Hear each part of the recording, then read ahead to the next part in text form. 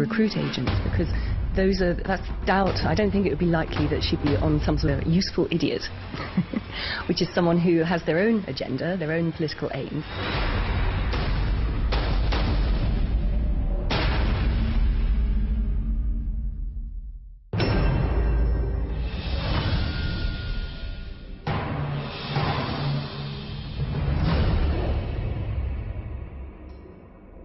Old investigations, when an explosion happens, there is chaos in the immediate aftermath.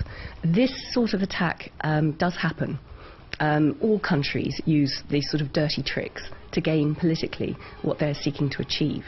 Certainly the US has done that, Russia has done that, the British have done it, the French have done it, the Israelis do it, go and attack that political enemy.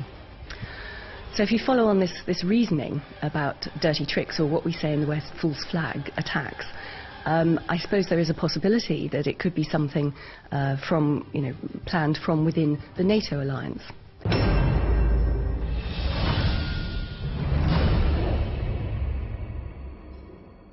I was very surprised to read that she was there during these military operations. I don't think it would be likely that she'd be on some sort of intelligence gathering mission. I think she was probably on what we call a fact-finding mission on behalf of aspects that she is personally interested in. So she's very involved in a women's independence forum within the UK. And of course there are concerns about the fate of the women within this war zone. You know, some of them being snatched by ISIS, sold on as sex slaves, that sort of thing. So I should imagine that she was probably there, rather recklessly, it has to be said, in the middle of a war zone, trying to gather information around that.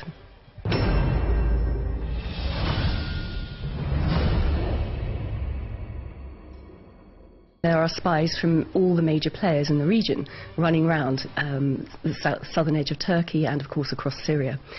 We know, for example, that the CIA has put personnel on the ground.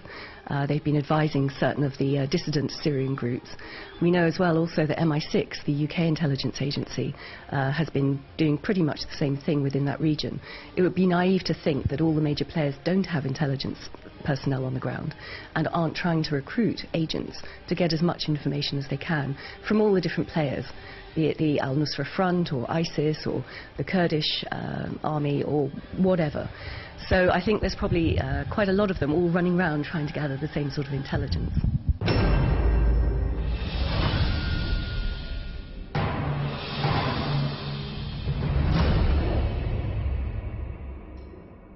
The Canadian intelligence service works incredibly closely with British intelligence, as well as, of course, with the Americans, with Australia and New Zealand. They're part of what's known as the Five Eyes Cooperation Group.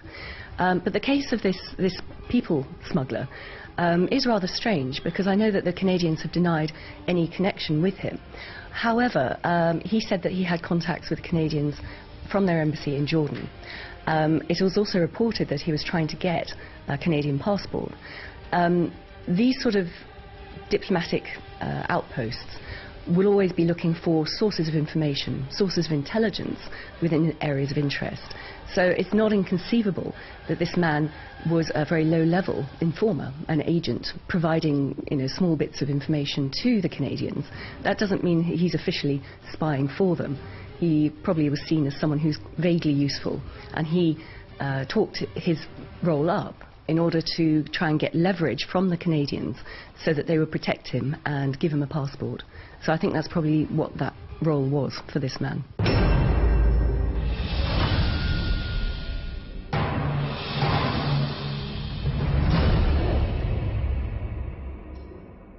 I don't know how many intelligence personnel will be on the ground, and even if I did, I couldn't say. But I would expect that there would be intelligence officers trying to run agents, trying to recruit agents on the ground from a whole range of different intelligence agencies. And of course that would also include the Turkish intelligence agencies. And they will always be there trying to recruit agents, because that's the best source of intelligence you can get, where you have human beings on the ground that you can task to find out specific information and debrief specific information. So human agents are always seen as the best form of intelligence, much better than electronic surveillance, for example, because that you cannot target, you just pick up what is out there. And of course many people now, if they're involved in an organisation like Daesh, for example, are going to be very sophisticated in avoiding electronic surveillance. They will be less sophisticated in trying to track down human agents working against them.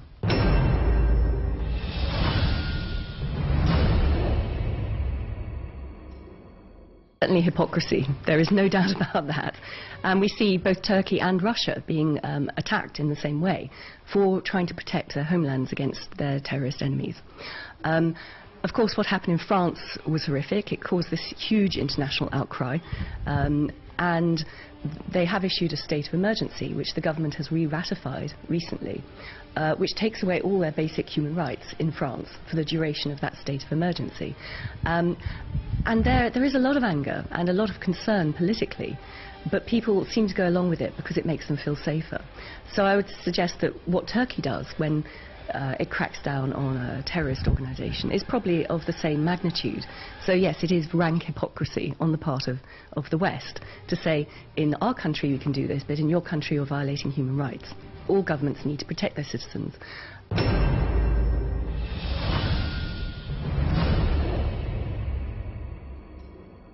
Suggest as well, though, that all governments can go too far in doing so. You need to have a balance. Proportionality within a functioning democracy, so that your very way of life is not eroded, so that you're not perceived to be running a police state, which actually France is at the moment. So you need to get that balance between the liberties of the people and protecting them as well. And it's a very difficult balance to achieve always in democracies, and there always needs to be a healthy debate and a robust awareness, pushback against encroaching police tactics and police states.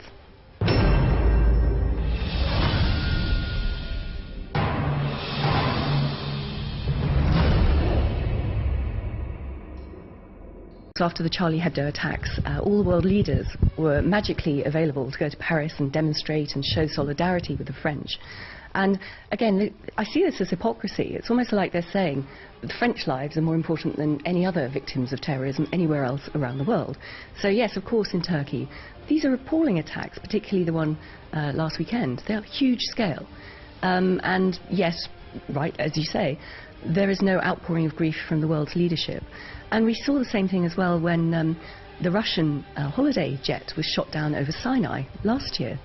Again, an appalling attack, but there was not this outpouring of global grief in support of the Russian victims of that attack. Compare and contrast what happened when MH17 was blown out of the skies above Ukraine, and because these were largely Western tourists, Western targets, again, there was huge condemnation of Russia and huge outpouring of grief and support for the Dutch who lost their lives on that attack. So there does seem to be one rule for the Western countries and another rule for the victims of attacks in other, actually allied countries. And I think that is hypocritical.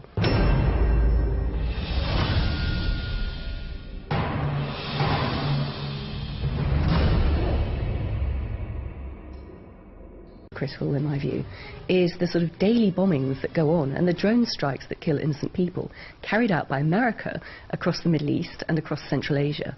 And that doesn't even get a mention in the Western media, largely. And yet thousands of people have been killed, thousands of innocent civilians have been killed in these attacks, and they're not even mentioned. So the West is sending out a very strong, rather disgusting message that the lives of people not from Western Europe are nowhere near as valuable as the victims of terrorism that happen in Western Europe. And I do think that's a very unhelpful as well as hypocritical line to take.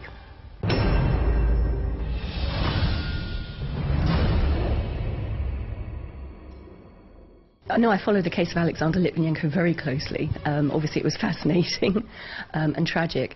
There's no doubt that it was an assassination, and there's no doubt that it would have to be a sort of state-level actor carrying out that assassination, because getting your hands on polonium-210, which is incredibly rare poison, incredibly rare isotope, can only really come from a state-level player. Having said that, the investigation was completely mucked up by the police. And the inquest into his death was so long delayed that it was inevitable, I suppose, that the official line would be stuck to, which is it had to be the Russian government that carried out this attack. The reason that the inquest was delayed and delayed and delayed was because at the time of his death he was working as an agent, an informer, for MI6, the British intelligence agency. And this is on their patch in London, and they always say that they always protect their agents. They're the most crucial form of intelligence, and yet MI6 couldn't protect this guy from his enemies. Now, there does seem to be very strong evidence pointing to the fact it was Lugovoy and his accomplice, former KGB officers, who carried out this attack. They will never be extradited. They will never be sent over to the UK to stand trial, because the Russians just won't do that. Just as the Americans don't extradite their citizens either, even when they've been found guilty of things like torture in absentia. So I don't think there will ever be justice on this. There will never be a criminal trial where the evidence will have to be tested at the highest level in front of a jury. So we just won't know. It's always going to stay relatively open-ended.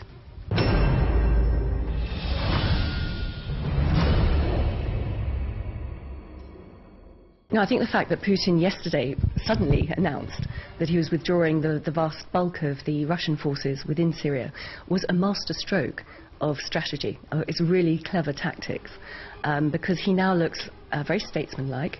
He said that there was specific aims in Syria. He would go in, level the playing field for President Assad, but he was not there to keep Assad in power forever. So by withdrawing now, just ahead of the Geneva peace talks, he's basically sending a message to Assad saying, okay, you've got a better chance now, but you need to get around this table and make meaningful concessions during these peace talks. It's classic conflict solution and resolution. So I think that was a very clever step that Putin took. I also think it's a shame that the relationship between Turkey and Russia has broken down largely over the last few months, because of course they were key economic allies, and that was a very powerful alliance for both countries to have in place, particularly when it came to developing gas pipelines between Russia and southern Europe. So no, I think what he's done is very, very clever. And he is not overextending himself militarily. He has shifted the balance of power within Syria to give Assad a fighting chance, which is what he said he would do. And he looks very statesmanlike, as opposed to the Western allies, who have made a pig's ear, a complete mess of their intervention within Syria itself. So no, it's a very clever move.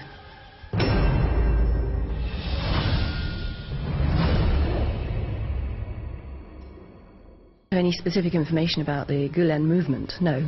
However, it is interesting that he has found refuge in America, and the Americans have refused to extradite him. So perhaps he's got more Western support. In that case, then, his movement and the schools he's setting up and all that sort of thing could be perceived, perhaps, to be a sort of Western-inspired opposition movement to the elected government in Turkey. It wouldn't be a surprise, because America does this to many, many countries to foment what they call the colour revolutions. And also we saw as well that Western and American meddling in Ukraine toppled the legitimate government of President Yanukovych. So it's not beyond the bounds of possibility that America is meddling in this way with Turkey and using the Gulen movement as a sort of proxy movement within Turkey to destabilise the elected government. I don't know if that's 100% the case, but it would fit a pattern of how America operates within other countries. And there would be no point Turkey saying, we're members of NATO, we're allies. If it suits the American agenda to interfere, then the Americans will do it. They always put their interests first.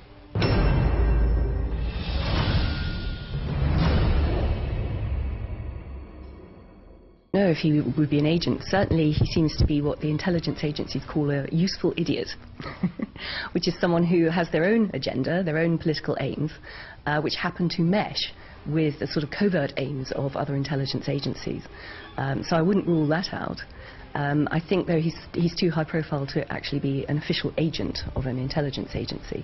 But I'm sure with his profile and with the sort of work he does, he is definitely useful. He's a useful idiot, a useful tool to pursue the agendas of other countries, potentially. Just to make mischief and destabilise a country even can be a very useful thing to have someone like him doing.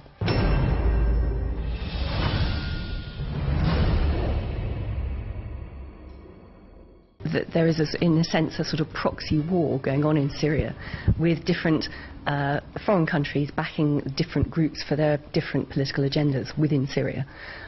So, of course, Daesh itself emerged from the mess that was Iraq and the Ba'ath Party, and they have received significant aid, significant support from various other players, be it Qatar or Saudi Arabia or the Americans or the British or even the Turks. There has been information, there has been rumours of assistance and backing and the provision of money and arms to Daesh. And also other organisations as well. There's no doubt that they have been supported, at least with perhaps communications aid, by Western intelligence agencies. Then, of course, the Russians get involved, because Assad has always been a client of Russia, and it became a sort of proxy war between Russia and their allies, and the West and their allies within Syria, even though they were all supposed to be fighting Daesh. So it is a mess, and it does have the potential to escalate into a wider war in the region.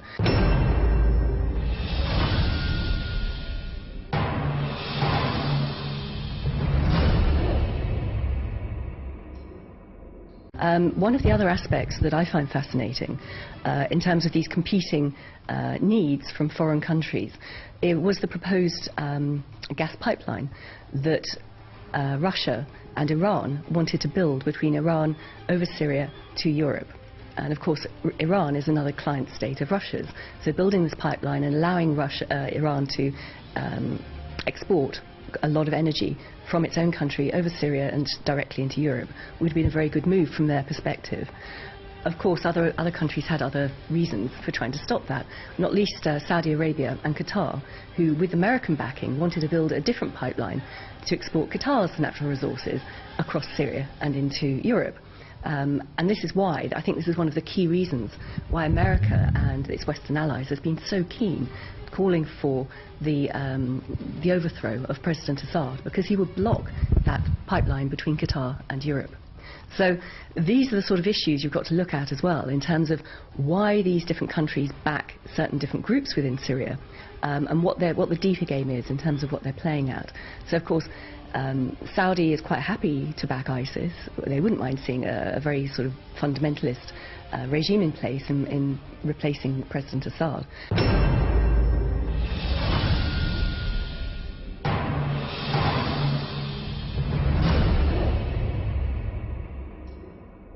Type regime within Syria, but either one would work to their agenda because they would get their pipeline into Europe. Whereas of course Russia didn't want that, which is why it intervened to try and prop up President Assad.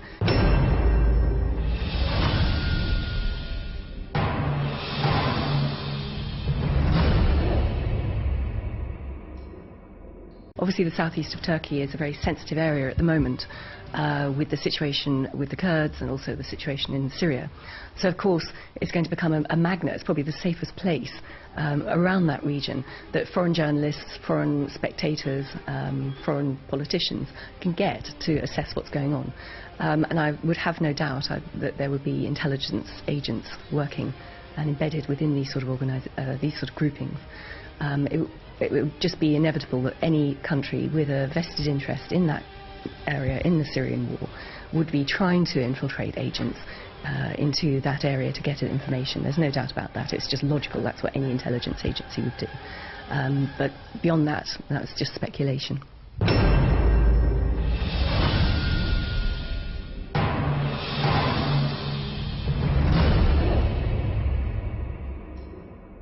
The other interesting aspect to the whole mess across the Middle East is why this is going on. And people always say, well, these sort of wars, the intervention of America, are about oil wars, energy resources.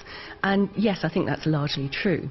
However, what's even more interesting is the next step behind that, which is it's actually the money in which the oil is being traded that is the fundamental issue of relevance to the American interests. So if you look at all the countries America has gone into, we've had Iraq, Afghanistan, we've had attempts against Iran, we've seen Libya completely destroyed, and now we've seen Syria being largely destroyed because of America interventionism. And yes, there are oil reserves there, But they created such a mess that it's become impossible to exploit these energy reserves very well. But the key thing, as I said, is the money in which this oil is traded. So if you look at these countries, Iran wants to start trading its energy resources in euros. The same with Syria. The same with Libya, almost, because Colonel Gaddafi, before he was deposed, actually said that he wanted to establish an African gold dinar backed by the Libyan oil reserves. So you have this situation where suddenly all these major oil resource-rich countries want to move away from the American petrodollar monopoly. And if the world starts trading, stops the dollar being the reserve currency of the world, then that is going to undermine the American economy fatally. I mean, it's already in debt, it's already overstretched. The only leverage they have internationally is the fact that the dollar is the reserve currency. All these countries were threatening that. All these countries have been attacked.